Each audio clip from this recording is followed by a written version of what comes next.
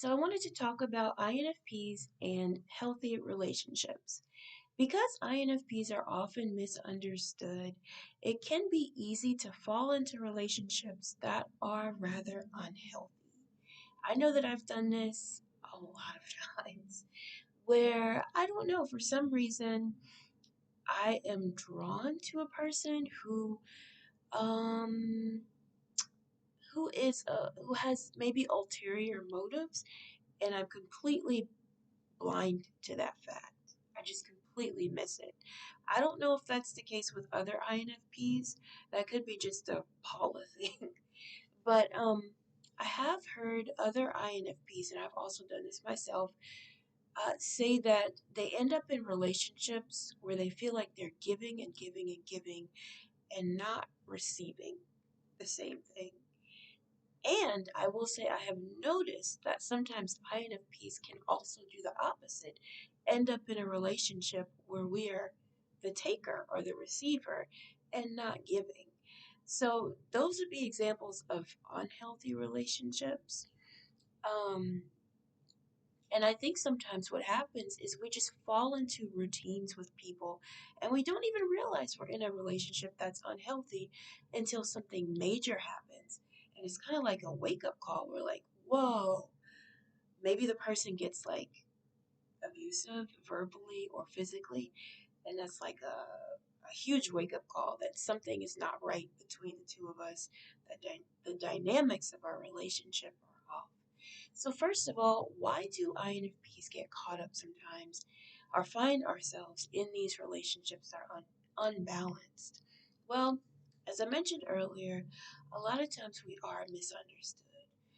Not every INFP is the same, of course. Some of us are more extroverted than others. Some of us are super introverted and super quiet, while others of us, we talk a little bit more. Like when I'm feeling well, I'm a talkative INFP. I will talk to anybody and talk their head off, although I am an introvert technically.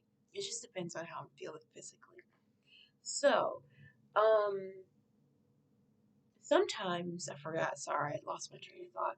Sometimes what happens though is when we're quieter, people who are more domineering and who are drawn to people who are quieter, withdrawn, and maybe who seem submissive, they might latch on to us.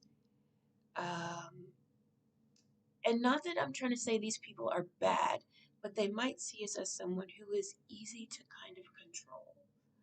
And they don't realize it usually. They don't realize that they're controlling.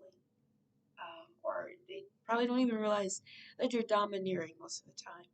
But they might latch on to us because we look like someone who they would mesh with, meaning they can kind of be controlling with us. But little do they realize that INFPs, even though a lot of us do have a softer exterior, and we are kind of like usually gentle nature and soft and all that, and we're quieter and we don't always like shout our thoughts to the world. Inside, we have so much going on. We are these quiet on the outside, on the inside, brewing storms of activity and opinions and thoughts and all of that. And those things come out when we feel comfortable with someone. So they don't realize that they're getting into a relationship with someone who has strong opinions and who will be easygoing, very easygoing, often to a fault with people who they love. But um, when the person who we love says something that what is the word? I can't think of the word. I guess conflicts with our morals or our intrinsic beliefs, we kind of pop off and we start just like not really attacking because INFPs don't really attack generally, but we get into soapbox mode where we just feel the need to say, that's not right. And we become very vocal and very opinionated.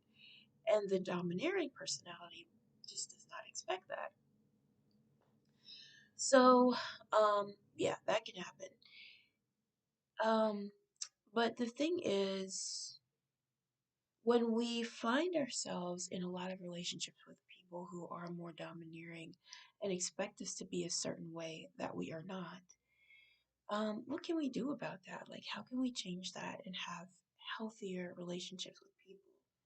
Well, I think it comes down to us not necessarily changing who we are, because it's good to be just ourselves. And if we're quiet, usually, that's okay. You don't have to suddenly be talkative. You can be quiet. Um, but to not feel like we have to mask anything. Like sometimes we think that being kind means making ourselves smaller, sharing our opinion less, and giving in more. But that's not necessarily kindness. Hiding isn't necessarily kindness. In fact, usually it isn't.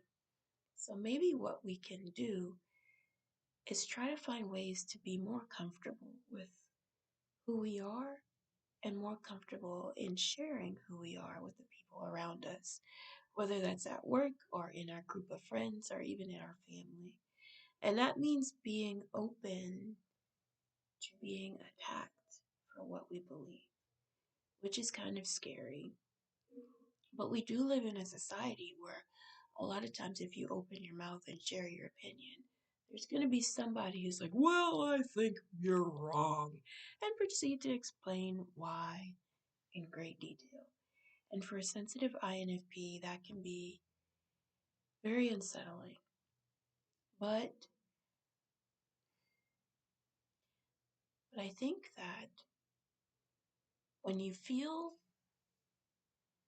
when you feel comfortable with sharing your thoughts, you should do it because it makes us easier to read when we do that.